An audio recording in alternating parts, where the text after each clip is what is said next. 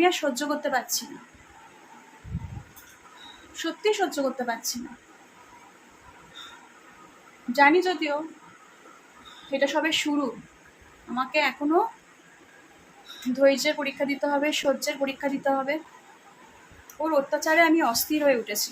যারা বলো যে আগেরটা ভালো ছিল না এখনটা ভালো, তাদেরকে প্রমাণ দিতে হবে।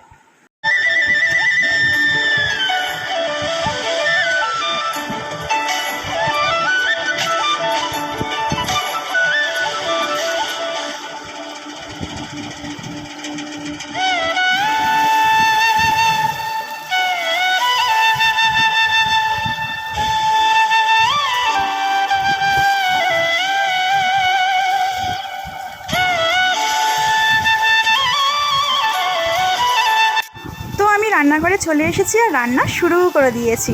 দেখতেই পেলে যে ঢেঁড়সগুলো নুন হলুদ দিয়ে ভেজে নিলাম, ব্যাস ভাজা হয়ে যেতেই এর মধ্যে দিয়ে দিলাম কাঁচা লঙ্কা, পেঁয়াজ আর আলু। অল্প করে আলু দিচ্ছি, আলু দেওয়ার ইচ্ছা ছিল না, আমার আলু ছাড়া ঢেঁড়সের ঝালটা খেতে ভালো লাগে। তো আমার বড়মশাই আবার আলু ছাড়া খাবে না, তো অগত্যা অল্প করেই আলু দিলাম। তো আলু দিয়ে একটু ঢেঁড়সের তরকারি করা হবে, তো মিডিয়াম ফ্লেমে দিয়ে ওইটাকে ঢাকা চাপা দিয়ে দিলাম সিদ্ধ হওয়ার জন্য। আর অন্যদিকে আর একটা কড়াইতে দেখো সেই ডিমটা ভাজলাম না, গোটা ডিমটা আমার বরকে দেবো না, বুঝেছো? প্রতিদিন একটা করে ডিম খাচ্ছে সকালবেলা উঠেই। খাওয়াটা ভালো, কিন্তু যদি গরমের সময় শরীর খারাপ করে, ওই জন্য আজ চালাকি করে ওর থেকে ভাগ বসালাম, মানে হাফ ডিম সরিয়ে নিলাম, নিয়ে গতকালের বাসি ভাত ছিল সেই ভাতটা দিয়ে ভাত ভাজা করে নিচ্ছি, যেটা আমার ভীষণ ফেভারিট। তো ওইটাই করে নিলাম, ওইটা ব্রেকফাস্ট হয়ে যাবে আমার। আর এদিকে যেই নরম হয়ে গেছে ওর মধ্যে একটুখানি জল দিয়ে দিলাম, এবার ঢাকা চাপা দিয়ে দেবো, ব্যাস রেডি হয়ে যাবে ঢেঁড়স আলুর তরকারি। আর এদিকে বসিয়ে দিচ্ছি উচ্ছে ভাজা, নুন হলুদ দিয়ে জাস্ট নাড়িয়ে চাড়িয়ে এবার এটাকেও ঢাকা চাপা দিয়ে দেবো, দিয়ে হতে দেবো, হয়ে গেলে নামিয়ে নেবো। এটা তো সবাই জানি। তো চলো তোমাদের সঙ্গে একটুখানি কথা বলে নিই। Friends, good morning, welcome back to my channel. কেমন আছো প্রত্যেকে? আশা করছি প্রত্যেকে ভালো আছো, সুস্থ আছো। আমরাও ভালো আছি। আজ হচ্ছে 6 এপ্রিল আর বারটা হচ্ছে শনিবার, এখন বাজে হচ্ছে 11টা। তো এখন থেকেই তোমাদের সঙ্গে শেয়ার করা স্টার্ট করছি। একটু আগে থেকে স্টার্ট করেছি, প্রথম যেহেতু রান্নাঘর থেকেই সমস্ত কাজকর্ম শুরু হয় বউ মানুষদের। স্পেশালি ঘরেই বিছানা গোছানো হয়েছে, বাসন কোসনও মেজেছি সকালে, নাহলে রান্নাটা কি করে করবো। তারপরে যেটা মেন কাজ সেটা করতে চলে এসছে, সেখান থেকে ব্লগটা স্টার্ট করে দিলাম।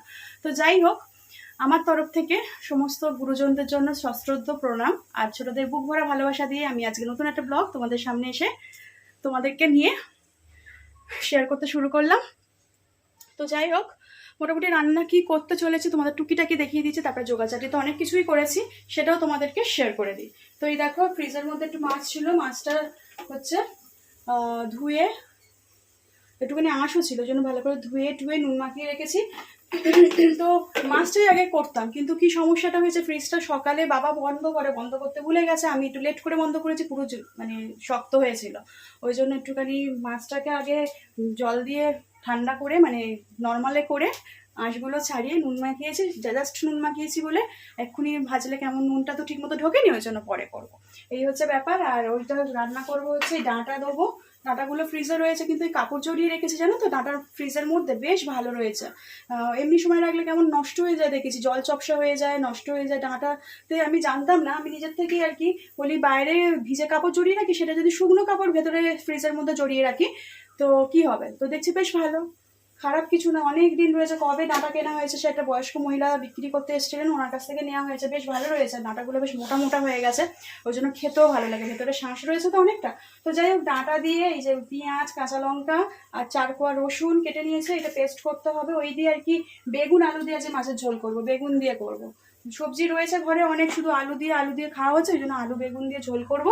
আর এখানে তো দেখতেই পেলে ঢেঁড়স করছি। ঢেঁড়সটা অ্যাকচুয়ালি আলু ছাড়াই করবো ভেবেছিলাম, সব জিনিসে আলু ভালো লাগে না, আমার আলু ছাড়া ঢেঁড়সটাই ভালো লাগে। আবার উল্টো দিকে আমার বর হচ্ছে আলু ছাড়া খাবে না, তাই অল্প পরিমাণে আলু দিয়েছে যাতে ওকে আলুগুলো বেছে দিতে পারি, আমি আর বাবা নয় শুধু ঢেঁড়সই খাবো।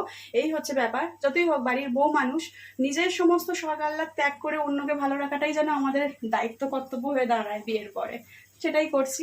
আর এদিকে তো উচ্ছে ভাজাটা বসিয়ে দিয়েছি। আর হ্যাঁ, অনেকটা বেলা হয়ে গেছে, আমার এখনো ব্রেকফাস্ট হয়নি। তো এই ভাতটা গতকালে ছিল, আর আজকে দুবেলার যেহেতু ভাত করবো, আর এই বাসি ভাত মানে আগের দিনের ভাত চাপাবো না, আগের দিনের দুপুরের ভাত না, কালকে তো চাউমিন করেছিলাম, কালকে ব্লগ শেয়ার করিনি তোমাদের সাথে।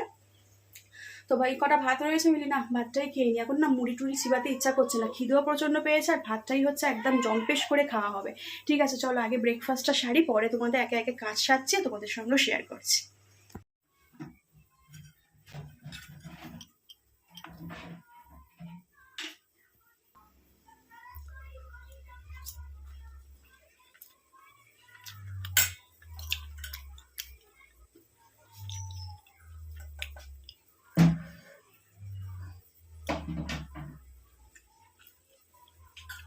আমার মতো কে কে ভাত ভাজা খেতে ভালোবাসো জানিও কিন্তু।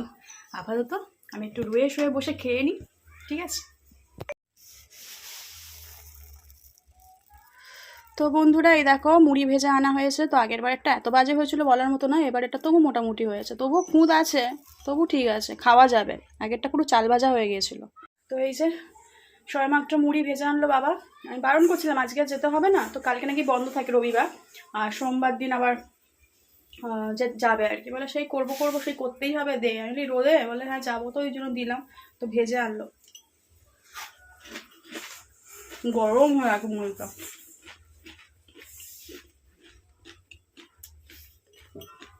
এটা রেশনের চালের মুড়ি। কিছু কিছু চালে ভালো মুড়ি হয় জানো তো, আর কিছু কিছু চালে একদম বাজে হয়। আগের বারটা একদম চাল ভাজা হয়েছিল, একটুও ফোটেনি, তবুও খেয়েছি। ফেলে দেবো? খেয়েছি, কি করবো। দুধ আনতে? তো আমার শাশুড়ি বলছিলেন দুধ আনতে, যার কাছ থেকে দুধ নেওয়া হয় সে দুধ নিয়ে আসতে বললো। আজকে একটু দুধ বেশি হয়েছে নাকি, বেশি হলে দেয়, না হলে হয়তো ওদের ধরা আছে লোক, কি জানি না। আমি বলিনি, আমি তো আজকে পাঠাতাম আনতে, কারণ টক দইটা শেষ হয়ে গেছে, অল্প রয়েছে, দই বসানোর মতোই। তো ওই জন্য জানি আজকে হাফ লিটার দুধ এনে দই বসাবো, কারণ গরমের সময় না দইটা খেলে আমি দেখেছি ভালো থাকে শরীর। দই খাওয়াটা দরকার, শরীর ঠান্ডা রাখে, ওই জন্য আর কি।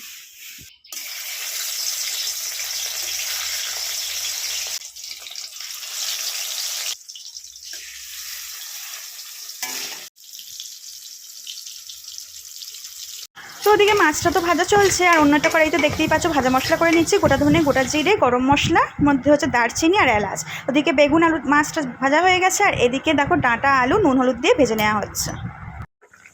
তো এখানে প্রায় ঝোলটা অলমোস্ট হয়েই গেছে। তো এবার দিয়ে দিচ্ছি মাছ আর বেগুন।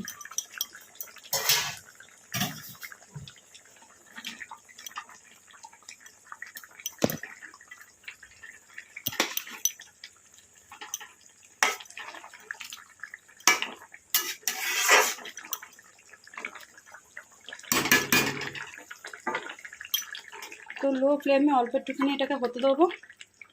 আর এদিকে কিন্তু আমি ভাতটাও বসিয়ে দিয়েছি, আর রোদ, উফ, গা হাত পা জ্বালা জ্বালা করছে যাকে বলে। এবার একটুখানি উপর থেকে মশলা দিয়ে দেবো। এই মশলারই হচ্ছে কামাল, যেটা বিয়ে বাড়ির টেস্টকে একদম হুবহু তৈরি করে দেবে। তাহলে এবার মশলাটা ছড়িয়ে দিই, ব্যাস।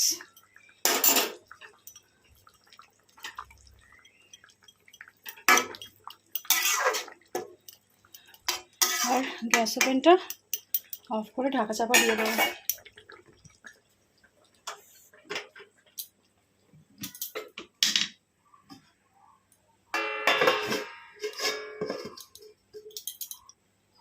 Hello friends, good afternoon. এখন বাজে হচ্ছে 1:45। মোটামুটি কাজ কমপ্লিট করে একটু ফ্যানের নিচে বসলাম। প্রচণ্ড গরম, মানে অস্থির অস্থির করছে। দেখো জানলা দিয়ে যে মানে আলোর ছটা দেখে বুঝতে পারছো, যেমন সূর্যের আলোর ছটা তেমন হচ্ছে তেজ, দুটোই একেবারে মিলেমিশে একাকার। আমি আর সহ্য করতে পারছি না, সত্যি সহ্য করতে পারছি না। জানি যদিও এটা সবে শুরু, আমাকে এখনো ধৈর্যের পরীক্ষা দিতে হবে, সহ্যের পরীক্ষা দিতে হবে। আদৌ কি পারবো আমি? ওর অত্যাচারে আমি অস্থির হয়ে উঠেছি, আমি আর সইতে পারছি না। যারা বলো যে আগেরটা ভালো ছিল না এখনটা ভালো, তাদেরকে প্রমাণ দিতে হবে। কোন অ্যাঙ্গেল থেকে বলছো যে আগেরটা ভালো ছিল না? আমি তো বুঝতে পারছি না। অনেকেই বলে না গরম শীতটা ভাল লাগে না, গরমটাই মানে ভালো, এটা ভালো ওইটা ভালো না, এরকম বলে অনেকে।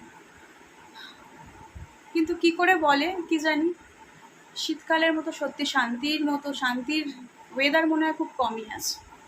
আর জানি সবে শুরু হয়েছে, রোদের তেজ তো সবে সবে বাড়ছে, আরও কত বাড়বে তার ঠিক নেই।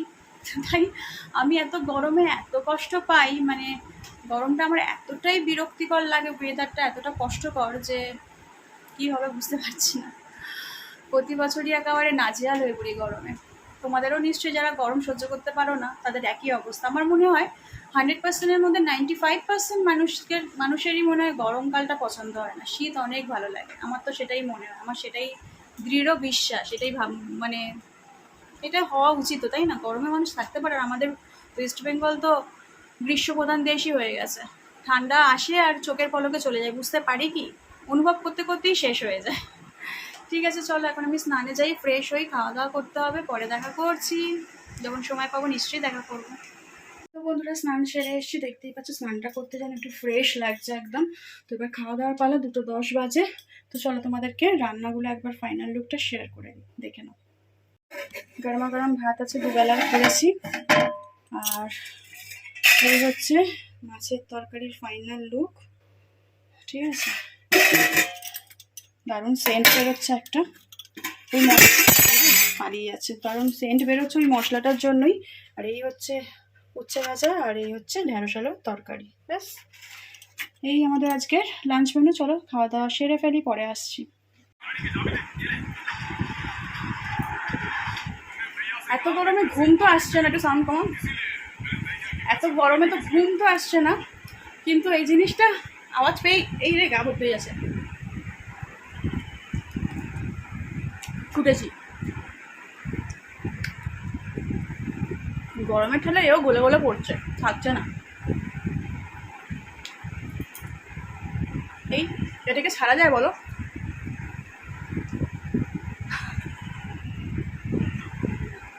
চলো কে নিই। হ্যালো ফ্রেন্ডস, এখন বাজে হচ্ছে রাত 9:35। তো সেই খাওয়া দাওয়ার আগের মুহূর্তে মনে হয় তোমাদের সঙ্গে দেখা হয়েছিল, সে দুপুরবেলা। তারপরে আর আসিনি, না তারপরে আইসক্রিম খেতে খেতে এসেছিলাম, যা গরম, তারপরে কারেন্ট চলে গেল। এই হচ্ছে, কিন্তু আজকে আমি বড় কাজ একটা সেরেছি, সব থেকে বড় কাজ। এই দেখো কত আয়রন করেছি, দেখেছো? আর ওইগুলো আলমারিতে তুলতে হবে, এগুলো সব বের করে রিলস শর্টস করা হয়েছিল, কিন্তু জামা কাপড়গুলো বাইরে রাখলে রাখার জায়গাই নেই। তো এই যে এইগুলো আয়রন করেছে, এখনও কিন্তু আমার এই যে মানে শোকেসের এই দিকটা লোড হয়ে আছে, মানে এখনও রয়েছে, প্রচুর আয়রন করতে হবে।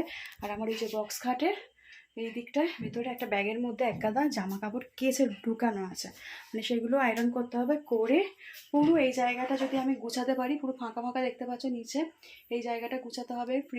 ফ্রিজ বলছি, আলমারিতে কিছু ঢোকাতে হবে। এইগুলো করতে পারলে তাহলে আমার কাজটা কমপ্লিট হবে। তো ভাবছি আজকে যেমন যতই কত কষ্ট হয়েছে গরমের মধ্যে, মানে ফ্যান অফ করেই করেছি, কারণ এত ইলেকট্রিক বিল উঠছে বলার মতো না। 3টে করে ফ্যান কন্টিনিউ চলে। এবার যে দেয় তাকে তো একটু কম্প্রোমাইজ করতে হয়, চেষ্টা করে সে কম্প্রোমাইজ করার, যাতে তার একটুখানি পকেট খালিটা কম হয়, তাই না? কি বলবো আর কিছু, অন্যদের তো কাউকে কিছু বলাই যাবে না, বললেই সমস্যা। এই হচ্ছে ব্যাপার, মানুষ করেছো বড় করেছো বলা যাবে না। তো যাই হোক, এই দেখো অনেক কটা আমারই সব করেছি। আর ওই ওপরে যেটা দেখতে পাচ্ছ অরেঞ্জ কালারের, ওইটা হচ্ছে গেরুয়া টাইপের, ওইটা হচ্ছে ওর একটা হচ্ছে পাঞ্জাবি, সেটা করেছি। আর এর মধ্যে ওর এখনও আছে, এইটা দেখাচ্ছি না খুলে, ঠিক আছে? এটা ভালো করে ক্লিন করে গুছিয়ে তোমাদের সঙ্গে শেয়ার করব। তো আপাতত রান্নাঘরে রান্না বসিয়ে এসেছি, তো চলো একবার রান্নাঘরে যাই। চলো, রান্নাঘরে চলে এসেছি। তো এই যে এখানে দেখো পুরো ঘেমে নিয়ে স্নান হয়ে আছে, আমাকে দেখেই তো বুঝতে পারছো চুল টুল কি অবস্থা। রোজ শ্যাম্পু করছি, তবু চুল না সেই জট পাকিয়ে যাচ্ছে, এত ঘামছি। তো যাই হোক, এই কুমড়োনি একটু কয়েকটা কুমড়োনি ভেজে নিয়েছি, যেহেতু ভাত জল ঢালা ভাত আজকে, একবারে ভাত করে নিয়েছিলাম কুমড়োনি। আর এখানে বসেছি আলু ভাজা। এই আলু কুমড়ো বেসন মাখা সব আগে করে রেখে গিয়ে তারপরে আমি রেডি করে নিয়ে রেখে গেছিলাম, এসে রেখে তারপরে আমি আয়রন করতে গেছি। তো এখানে আলু ভাজা হচ্ছে সরু সরু করে। আলুটা আগে নুন মাখিয়ে রেখে দিলে না আলুটা ঝরঝরে হয় ভাজাটা, নাহলে কেমন যেন গলে গলে সে আলু ভাতের মতো হয়ে যায় কাদা। ওই জন্য আগেই আলুটা কেটে ধুয়ে নুন মাখিয়ে রেখে গেছিলাম। আর ওবেলার একটু মাছের তরকারি, মাছ নেই, মাছের জাস্ট এই যে তরকারিটা রয়েছে, এটা গরম করে নেবো, মানে গরম করে একটু শুকনো করে নেবো, ঝোলটা মেরে নেবো। ঝোল সেরকম নেই তবুও, ব্যাস এই দিয়ে আমাদের আজকে রাতে ডিনার করা হবে। আর এখনও সে আসেনি, মানে আমার বরমশাই এখনও আসেনি, ও আসবে, আসলে খাওয়া দাওয়া করে শুয়ে পড়বো। আজকে রোজ প্রতিদিন হয় আমার এদিকে আমার জন্য দেরি হয়, নাহলে ওর জন্য দেরি হয়। আজকে দেখো ওর জন্য দেরি হচ্ছে, নাহলে মোটামুটি রান্না তো প্রায় রেডি হয়ে আছে। এইভাবেই রাত করে মানে খাওয়া হয়। আর রাত করে খেলে অবশ্যই একটুখানি তারপরে টোবাইলের ঘাঁটা হয়, ও একটু মোবাইল দেখে, আমি একটু মোবাইলের কাজ করি। এই সব মিলিয়ে মিশিয়ে সব কমপ্লিট করতে করতে ঘুমাতেই লেট হয়ে যায়। আমার তো ঘুমাতে লেট হয়েই যায়। এই হচ্ছে ব্যাপার। ঠিক আছে, চলো তাহলে। আর গরমে আর ভাল লাগছে না, হাঁসফাঁস করছে। এখন তো খাওয়া দাওয়া শোয়ার পালা। তো আজকের মতো ব্লগটা এখানেই তাহলে এন্ড করে দিচ্ছি। নেক্সট দিন আমার নতুন ব্লগের সঙ্গে তোমাদের সাথে দেখা হচ্ছে। ততক্ষণের জন্য সবাই ভালো থেকো, সুস্থ থেকো, গরমের হাত থেকে বেঁচে থেকো, কুল থেকো, সবসময় শরীর ঠান্ডা রেখো। তো নেক্সট দিন নতুন ভিডিওর সঙ্গে দেখা হচ্ছে। Bye, good night.